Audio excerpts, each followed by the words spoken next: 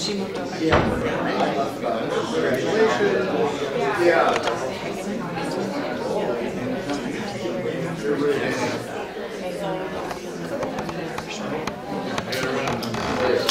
Still got it. How's it going?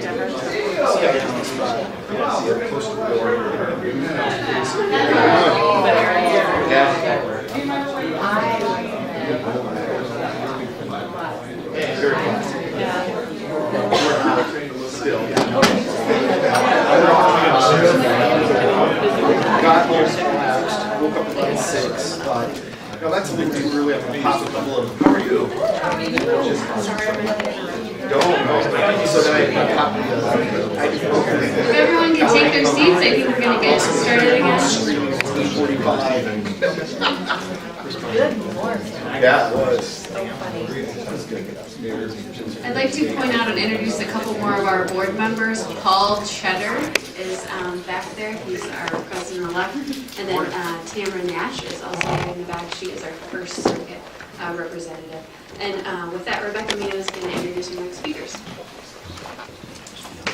Next, we have Bob Morris and Clint Sargent. Bob hails from the center of the nation in Belfish, South Dakota. Thank you. He is a past bar president, and he's incredibly active and involved in the bar and bar activities. Not only is he a very incredible resource that you can go to, he's a very smart attorney, but he's the very first person in line. Anytime you have a social event or function, Bob Morris is always going to be there. So be sure to call on Bob for that. He's our founder of the Hageman Morris Mentorship Program. So that Morris guy, that's Bob, who's the initial mentor. I didn't name it that. Somebody else did. That's the Morris in our mentorship program. And on that, if somebody is looking for a mentor or somebody wants to be a mentor, please let me or any of the young lawyers know so that we can get you matched up. I'm out in Rapid City, that's where I am, but I'll be happy to forward you to the right person. And then Clint Sargent, he practices in Sioux Falls at the Meyer Henry Sargent Law Firm. His expertise is litigation. He's tried over 50 jury trials, which is an incredible amount if you think of all of the effort and work that goes into any jury trial. He is also actively involved with the bar and bar activities. I recall him speaking to my law class about probably 8 or 9 years ago at the law school, and Clint said something that he probably had no idea that it impacted me, but he made the comment that as a young attorney, he was, kind of scared to death to be going against more experienced, seasoned attorneys at trial or at hearings. And then as an older, more experienced attorney, he didn't like going against the young attorneys because they had all of this time and they were fresh and they could properly prepare and get out there and they were really gung-ho. And so it really motivated me and gave me the confidence as a new attorney to think, I'm not going to let these older attorneys pull the wool over my eyes. So he probably didn't know that resonated. But Clint is also a past South Dakota trial lawyer president, and he is the 2015 trial lawyer of the year for South Dakota. So without further ado, we have Bob Morris and Clint Sargent.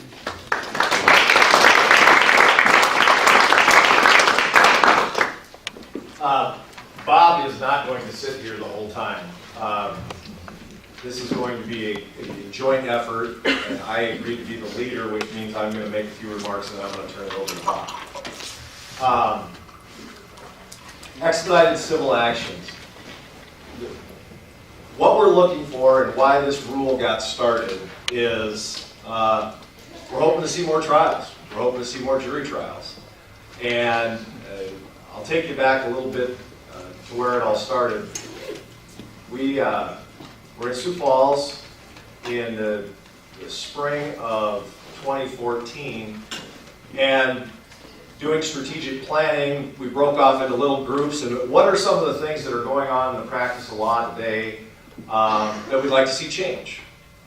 And one of the things that my little group was working on was getting disputes resolved in a more economical manner, okay? And so we got to talking about it, and how many of you have had somebody come in that wants to fight over a contract dispute? Maybe it's an oral contract, they had an agreement with somebody, but it's they're fighting over $18,000. And so you sit down with them and you talk about it, and you start figuring out, okay, this isn't going to be a summary judgment case, this isn't going to be something that's resolved by documents. It's going to be one guy getting on the stand saying one thing and another guy getting on the stand and saying another thing. And so you know you're going to have a jury trial. Well, you start figuring about all the stuff that you're probably going to have to go through, and you've heard that, well, there's 3 other potential witnesses, and there's all this stuff, and you start doing the math in your head. I'm going to have to ask this guy or gal, I'm going to have to tell him, well, it's going to be $10,000 or $15,000 of attorney's fees to go fight this out. And that doesn't make much sense, right, for going to have a trial over $17,000. So how many people have already had those discussions with clients where they want to win, they want to go to trial, but it's just more economical to settle, to pay a little bit, right? I mean, everybody. So we're having this conversation, and we also got to talking, Terry Hofer was part of the group, and we also got to talking, you know, those are cases that young lawyers used to take, that they used to be able to work on, and we're telling stories about the Mark Meyer Henrys and the Rick Johnsons and Bill Days and those guys that, you know, back in the 70s, you'd show up for a trial and the file would be this thick. There'd be a complaint, there'd be an answer, maybe they took one deposition, they called and interviewed a few witnesses, and then they had a trial, and a guy could have his dispute resolved by a jury without having to compromise. And that's how they got started when they were young. That's how they try to inspire some of us to do it. So that was really the kickstart. And so the goals of the expedited civil action statute or rule are twofold. First and foremost, it's intended to give clients an opportunity to have their disputes resolved by a fact finder in a more economical manner. For 15 years, we've heard about alternative dispute resolution and settlements better than a trial and settlements better than a trial. Well, not always. All right, it's not always better than a trial. And second, we're hoping to create opportunities for young lawyers to get in the courtroom. So that was the genesis of how this all got started. And so then we brought it up at a bar commissioner meeting in July of 2014, and Tom Freeberg followed up on it. So this is a great idea, and he talked to the Chief Justice about it, and so a joint task force was appointed to take a look at this. And the members are all listed in your materials there. We had several members of the judiciary, Judge Day, Judge Fifley, Judge Long, Judge Brown, Bob and I. Bob, who was the other? There was another practicing lawyer. Don McCarty. Don McCarty, Judge Means. Judge Means. Yeah. And so we thought, okay, we're going to have to create this whole big thing from scratch and try and figure out what we're going to do with this. Well, coincidentally, Iowa had been studying the same thing for 2 or 3 years and had done extensive work and had already come up with a framework. And so that's where we decided to focus, and to tell you the truth, it was pretty amazing. Within a couple months, the committee reviewed it, we sent emails back and forth. Bob Morris did an incredible amount of work taking the Iowa rule and putting it in more to a South Dakota Civil Rules and Procedure format. And we were ready to go by last November to present it to the Supreme Court as a potential. So that's kind of how we got here. Bob, do you want to kind of take over here and tell them a little bit about the form and the start of the rule? You know, it's the feeling I get is, you know, all the pretty high-paid baseball pitchers, and then when they get into a jam, they bring in the closer. That's what I'm feeling like right now. Yeah, I made it through the first inning, but now I'm not lit up. Thanks, Clint. Just to expand on a few words from Clint, is that in my personal experience, my first about 20 years of practice, in that 20 years, I had 55 jury trials. In the last 10 years, I've had 8. So what's been happening is that the alternative dispute resolution process has taken over. And there's no question that's a great process to have available to you with the right case. Unfortunately, in my experience, the alternative resolution process tends to be a process that's used by lawyers who don't have client control, have got themselves into a situation that they need to get themselves and the client out of. And it is, I think, in some respects, a disservice to our clients and to our public. So part of this whole process in looking at the expedited civil actions was to take the concept. One of the concepts is alternative dispute resolution is supposed to be more timely and less expensive. We have a right to jury trial under our federal and our state constitution. And so why not take those concepts of affordability and time and use them in a context for jury trials so people can exercise their constitutional rights. And so when Clint started talking about this, and then the chief was talking about it, and we found out about the Iowa system, we did not have to reinvent the wheel. Iowa took 4 years. They did a task force. They took 4 years. There's a comprehensive report, and you can get that, or if you'd like it from me, I'll send it to you. Excuse me. And there's also a law review article that was done by one of the members of the task force. Iowa did a real comprehensive review from the standpoint of what is the problem, what are the solutions. They identified a number of problems. Discovery, reduced use of courtrooms, courthouses, the length of time it took from a complaint was filed until the case was resolved either by trial or otherwise. Because we all know if you're practicing and you do trial work, no one gets serious until you have a trial date. Well, and you can't get a trial date a lot of times until you get your discovery done.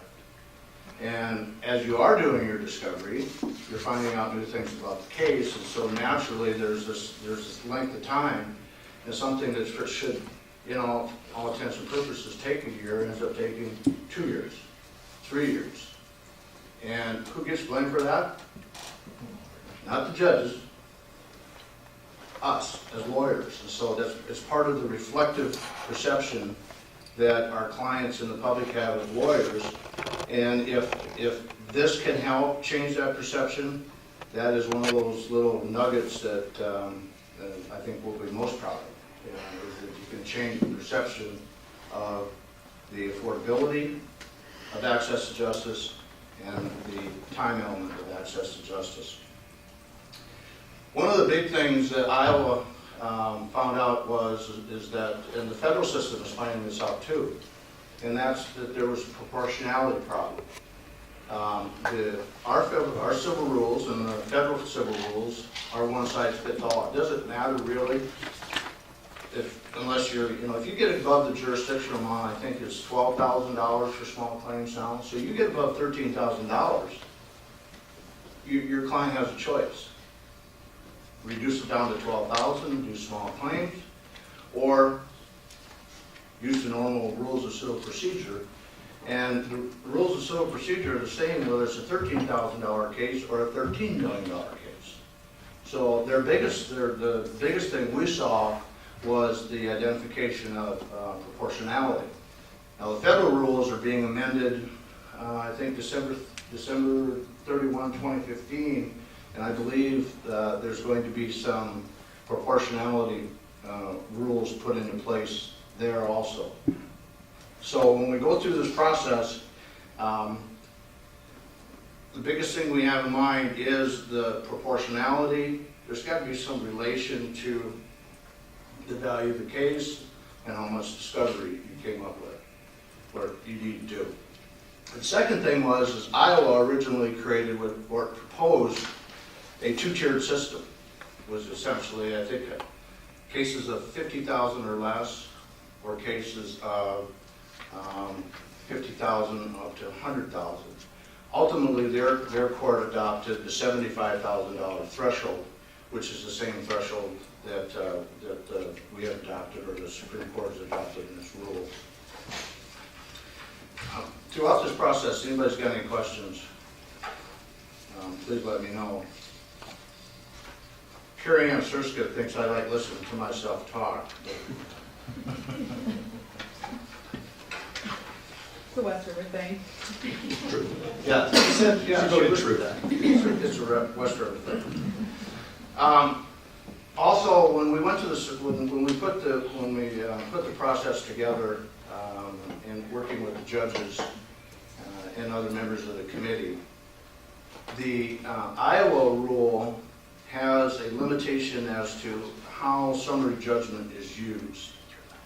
And our original proposal to the Supreme Court limited the use of summary judgment to certain cases. And I think it's the consensus on the committee agreed with this concept, and that is that we all know that summary judgment, at least under our system, takes time. You have statement of material facts, you have your motion, you have a memorandum. You then get the other side gets a response brief, response to the statement of material facts, and then you as the moving party get a reply brief. Under our rules, a hearing is required, and our judges are busy.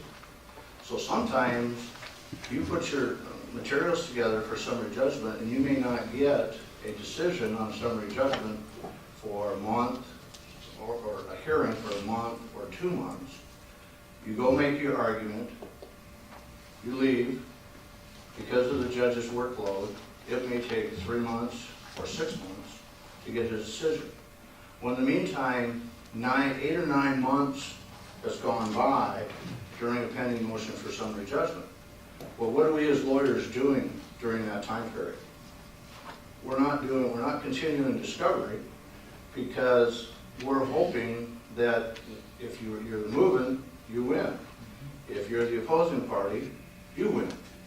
And so you don't want to get into the process of spending money and time, especially the client's money in a lot of cases. So it sits there and waits. Most summary judgment motions in South Dakota are denied. If they're granted, there's a great number of them that get reversed. And so the probabilities of getting a summary judgment on every single case is low. So what Iowa did was they took just a few cases, the few types of cases that you could get summary judgment on, and you could move for summary judgment, like on an open account, or say a credit card bill, those sorts of things. And my position was that time and money that you spend on motion for summary judgment, the same rules, technically speaking, apply at the jury trial. If you want to put the case on, or if you're defending, you allow plaintiffs to put their case on, you request a judgment as a matter of law. Sometimes the judge may say, well, I'll defer and allow the case to go to the jury. Jury comes back. If the judge was going to grant the judgment as a matter of law, and the jury finds a verdict for the defense, no harm, no foul. But this whole process that we've had, this one size fits all, has really bogged down our system. So through the process, we made the recommendations to the Supreme Court. Ultimately, there were some objections, and we kind of worked through some of them, and we did a final proposal to the Supreme Court after the hearing, and then the Supreme Court issued its rules. And I attached, I think, did everybody get the rules attached to the outline? Okay, so, and what the Supreme Court did is they adopted the rule but deferred official enactment until January 1, 2016. Now, I talked to some lawyers, I don't know if January 2nd falls on a weekend or not, but there are some lawyers who have cases ready to be filed on January 2nd. They can wait for a couple months. And they know that if they use the expedited civil action process, the case is still going to get done quicker under that process than it will if they use the normal process now. So ultimately, this will become effective on January 1. The eligible claims, this is working through this and looking at Iowa's. We as a committee had to be cognizant of the fact that our substantive law in South Dakota isn't necessarily the same as the substantive law in Iowa. One thing came up rather quickly, and that is Iowa adopted the $75,000 threshold, and so are we. The difference between the Iowa rule had to do with prejudgment interest. In Iowa, the rule says prejudgment interest begins to run from the date of the filing of the complaint. South Dakota has a substantive statute on prejudgment interest, and the Supreme Court has essentially said, under our present statute, prejudgment interest is mandatory in South Dakota. So that was another thing that we as a committee had to start being cognizant of, is we can't be changing this. We're using a rule process, which the Supreme Court has authority to do in certain circumstances, but we had to avoid changing or affecting substantive law, because if we go through this process and we change the substantive law, we have a problem. So we changed the eligible claims to the $75,000 threshold or less, including damages of any kind, penalties and attorney's fees, but excluding prejudgment interest accrued prior to entry of judgment, post-judgment interest, etc., and costs. So what does that mean? If a jury, in a normal situation, if the jury comes back with an award of $150,000, two things are going to happen. That client is going to have a talk with their lawyer. You said my case is worth $75,000, less than 75. The jury awarded me $150,000. The second thing that's going to happen is the judge is going to reduce that verdict to a judgment of $75,000. Then the way the process usually works in South Dakota is there's usually no dispute as to the amount of that accrues for prejudgment interest, or on what amount. Sometimes it's the particular day. So the judge will take the jury verdict, reduce it to $75,000, and then prejudgment interest will be calculated under our substantive law. Post-judgment interest can be calculated in the attorney's fees and costs.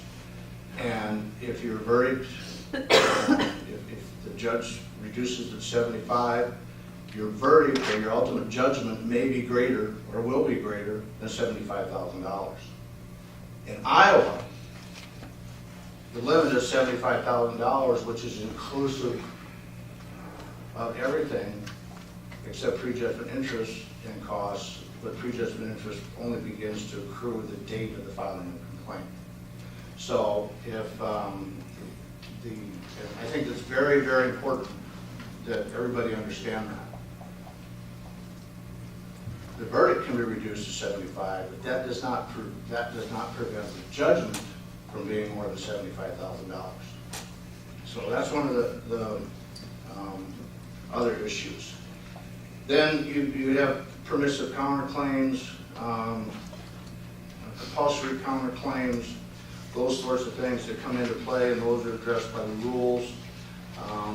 There may be a situation that on a permissive counterclaim, or even perhaps a compulsory counterclaim, the parties may request the judge to sever those, and then ultimately you can work through the set-off if necessary. Another thing is that the jury is not told of the limitation, and naturally that's kind of obvious why we do that. Presently under a rule of evidence, juries are not told about liability insurance that comes up, and there's curing instructions. And we want the jury to exercise their independent, collective determination of the facts based upon the law, not based upon the fact that there may or may not be a limit upon the amount of type upon their verdict. There's essentially two ineligible claims: small claims actions and domestic relation cases.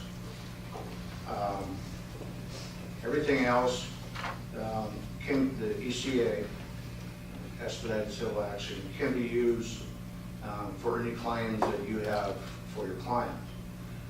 Now, there's no prohibition, even if it's a $10,000 claim, to use the ECA. But I think what you have to be as a lawyer, you have to be reflective of is, why do I use the ECA process when my client can use the small claims process? Then you can get into the issues whether you're at the formal side of the magistrate court, how to do a jury trial. There may be situations where, and that was one of the other things that came up in the discussion, is that in South Dakota, the defendant has the right to remove a claim to the formal side of magistrate court or to circuit court. And most lawyers